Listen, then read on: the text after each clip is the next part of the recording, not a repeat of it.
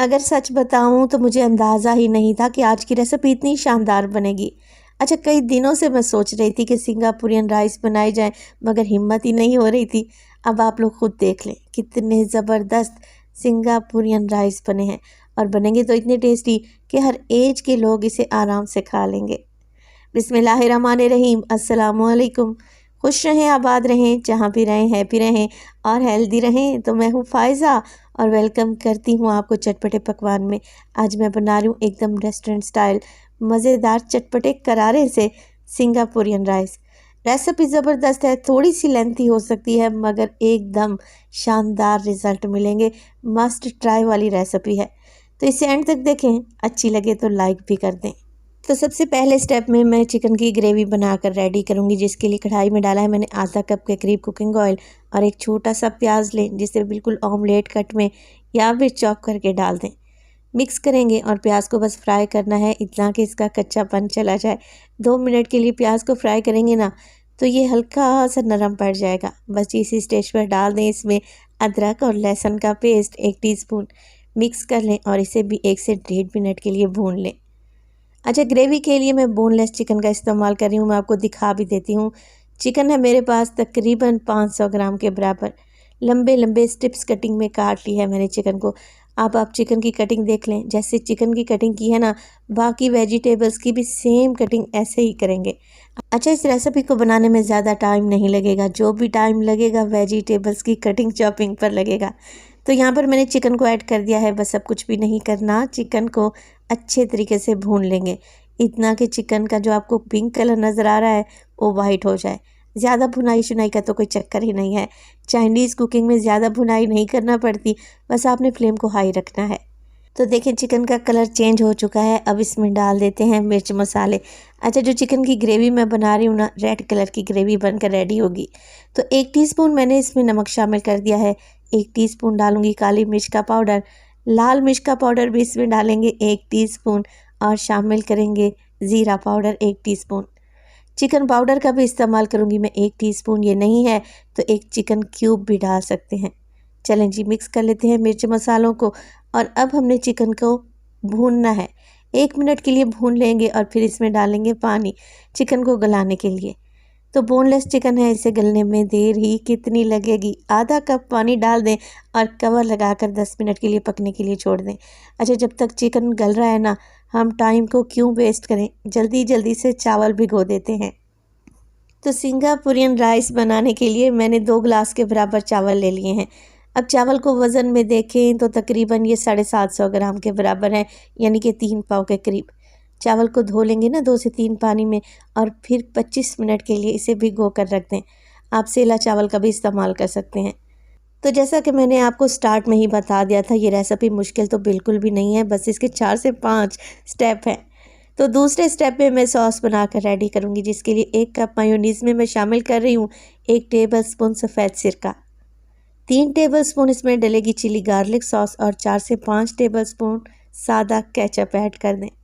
अच्छे तरीके से मिक्स करें, किसी पाइपिंग बैग में फिल करें और फ्रिज में रख दें, क्योंकि इसका इस्तेमाल बिल्कुल एंड में करेंगे।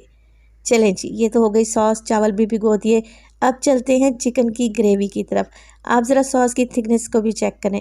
अगर ये ज़्यादा थिक लग रही है ना आपको, तो हल्का सा इसमें पानी भी डाल सकते हैं। ग्रेवी को पकते हुए तकरीबन 10 से 12 मिनट गुजर चुके हैं। चिकन गल चुका है और एक मुनासिब सी ग्रेवी भी बन चुकी है, मगर रेसिपी अभी कंप्लीट नहीं हुई। अभी इसमें मज़ीद चीज़ें ऐड करेंगे। मैं आपको चिकन भी चेक करवा देती हूँ कि ये सॉफ्ट हो चुका है। 2 टेबलस्पून के करीब मैं इसमें शामिल कर रही हूँ चिली सॉस, और 2 टेबलस्पून इसमें सोया सॉस का इस्तेमाल करेंगे। अच्छा, अगर डार्क सोया सॉस है आप लोगों के पास तो 1 टीस्पून डाल दें, काफ़ी रहेगी।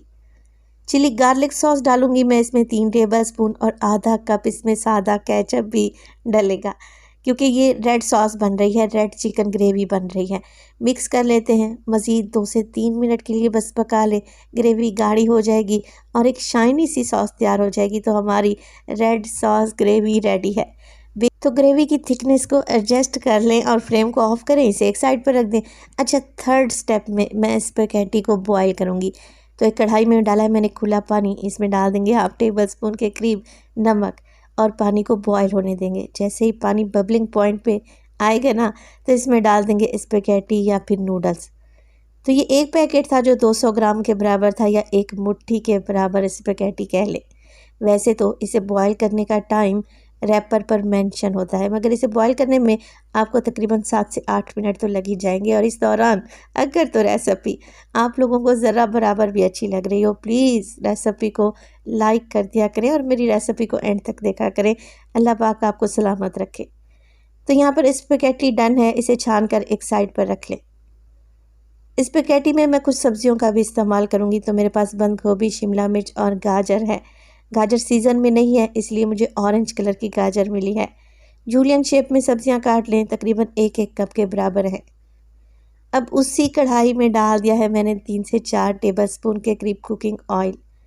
ऑयल जैसे ही गर्म हो जाएगा, लहसुन को चॉप करें 1 टेबलस्पून और ऑयल में शामिल कर दें। हल्का सा लहसुन को सौते करेंगे लाइट गोल्डन कलर आने तक। तो ज़्यादा नहीं, लहसुन के किनारे हल्के हल्के से गोल्डन होने लगे हैं तो मैं इसमें डाल दूँगी वेजिटेबल्स, जो कि मैंने अभी आपको दिखाई थी। आप इसमें हरा प्याज भी डाल सकते हैं। फ्लेम को हाई रखेंगे और सब्जियों को भी फ्राई करेंगे। ना ही तो हमने सब्जियों का कलर चेंज करना है पका पका कर, ना ही इनका भरता बनाना है। 1 से 2 मिनट के लिए हाई फ्लेम पे इन्हें फ्राई करें और फिर इसमें डालें मसाले। नमक शामिल कर रही हूँ मैं इसमें हाफ़ टी स्पून डलेगी इसमें काली मिर्च का पाउडर, और चिकन पाउडर का भी इस्तेमाल करूँगी मैं हाफ़ टी स्पून। 2 टेबलस्पून इसमें सोया सॉस भी डलेगा। That's it. स्पेगेटी में बस इन्हीं मिर्च मसालों का इस्तेमाल होगा।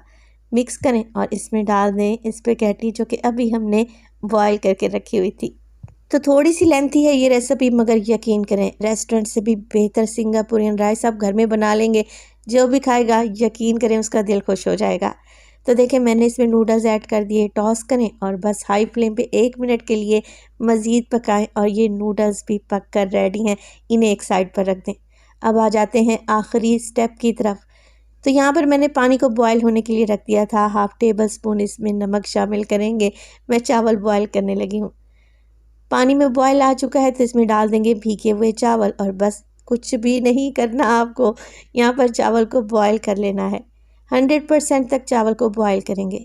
अच्छा, नॉर्मली जो सिंगापुरियन राइस में राइस बॉयल किए जाते हैं ना, उन्हें दम पे नहीं लगाया जाता, मगर मैं इसे अपने ही तरीके से बनाऊंगी। चावल बॉयल हो जाएंगे तो मैं इन्हें छान लूँगी और छानने के बाद मैं इन्हें दम पे लगाऊंगी। इससे चावल का कच्चापन चला जाता है। चावल बहुत ही मज़े के लगते हैं। तो तकरीबन आधा कप के करीब मैं इसमें डाल रही हूँ कुकिंग ऑयल। आप घी भी डाल सकते हैं। चावल को छानने के बाद ऑयल डालें और चावल को 10 मिनट के लिए दम पे लगा दें। तो ये जायकेदार सिंगापुरियन राइस बनाने में जितनी देर लगती है ना, खाने में इसे मिनटों लगते हैं। यकीन करें फैमिली वाले तो इसे चट कर जाएंगे। 10 मिनट के दम के बाद हमारे खिले खिले से मज़ेदार चमकीले चावल रेडी हैं। तो डिश में सबसे पहले तो चावल की एक लेयर लगाएंगे। जैसे बिरयानी की हम लेयर लगाते हैं ना, बिल्कुल वैसे ही लेयरिंग लगानी है। तो चावल के ऊपर लगा देंगे हम मज़ेदार से स्पेगेटी और इसके ऊपर रेड ग्रेवी। बेहतरीन जायका बनेगा इंशाल्लाह ताला। जो एक चम्मच खाएगा वो पूरी प्लेट चट कर जाएगा।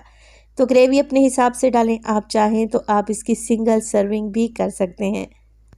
तो चावल गरम गरम थे, ग्रेवी को मैंने गरम कर लिया था। ऊपर से सॉस डालेंगे जिसे मैंने पाइपिंग बैग में फिल करके रखा हुआ था। अब देखें आखिरी स्टेप में हमने इसका तड़का तैयार करना है। तो फ्राइंग पैन में 4 टेबलस्पून के करीब मैंने ले लिया है कुकिंग ऑयल, और बस इसमें डाल देंगे हरी मिर्चें और लहसुन को जूलियन शेप में पतला पतला सा काट लें, और 2 से 3 हरी मिर्चें भी मोटी मोटी काट कर डाल दें। लहसुन को और हरी मिर्च को फ्राई करेंगे जब तक लहसुन पर गोल्डन कलर नहीं आ जाता। तो ये बेहतरीन सा तड़का रेडी हो जाएगा सिंगापुरियन राइस के लिए। तो गर्मा गर्म तड़के को हम लगा देंगे चावल के ऊपर।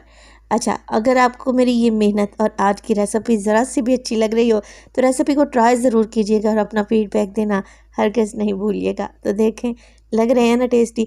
डिफरेंट रेसिपी है, मज़ेदार कम्बिनेशन है। इसे बनाएं तो अपना फीडबैक लाजमी दें। अपना बहुत सारा ख्याल रखिएगा। फ़ाइज़ा को अपनी दुआओं में याद रखिएगा। मुझे दीजिए इजाज़त। टिल देन, अल्लाह निगहबान।